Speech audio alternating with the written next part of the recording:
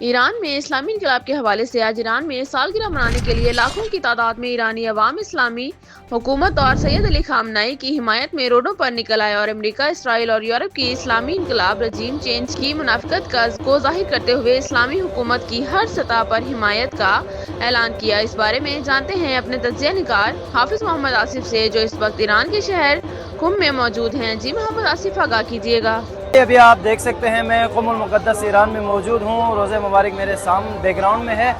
اور آج 22 بہمن 22 بہمن پیروزی انقلاب اسلامی کی سالگرہ ہے، اور اس حوالے سے ایران کا اجتماع آپ دیکھ سکتے ہیں، پوری پبلک، پوری عوام اپنے بچوں کے ساتھ، بوڑھے جوان خواتین سب جو ہے اس وقت باہر موجود ہیں۔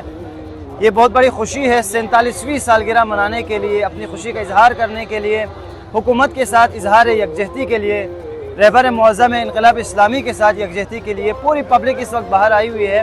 جیسا کہ آپ جانتے ہیں کچھ عرصہ پہلے بڑا پروپیگنڈا کیا گیا، بڑی سازش کی گئی کہ لوگوں کو حکومت کے خلاف کیا جائے، رجیم چینج کرنے کی، رجیم تبدیل کرنے کی کوشش کی گئی دشمنوں کی طرف سے، لیکن وہ ناکام رہے۔ آج دشمن دیکھ لے اپنی آنکھیں کھول کے، پوری پبلک، پوری عوام اپنے بچوں کے ساتھ، اپنے بزرگوں کے ساتھ، اپنی خواتین کے ساتھ، اپنی فیملی کے ساتھ اس وقت باہر آئی ہوئی ہے۔ رہبر کے حق میں نعرے بلند ہو رہے ہیں، اللہ اکبر کی ثنائیں بلند ہو رہی ہیں، اور یہ انقلاب کے حق میں، یہ پبلک جو باہر آئی ہے یہ انقلاب کے حق میں آئی ہے، اور انشاءاللہ اسی طرح یہ انقلاب سالم رہے گا، جاری رہے گا، اور دشمن یہ دیکھے کہ یہ پبلک، یہ عوام ایران کی منافقین کو پہچان گئی ہے، دشمن کو پہچان گئی ہے، ان کے اندر کوئی خوف نہیں ہے کسی جنگ کا۔ یقیناً یہ قربانی دینے والی قوم ہے، یہ غیرت مند قوم ہے، یہ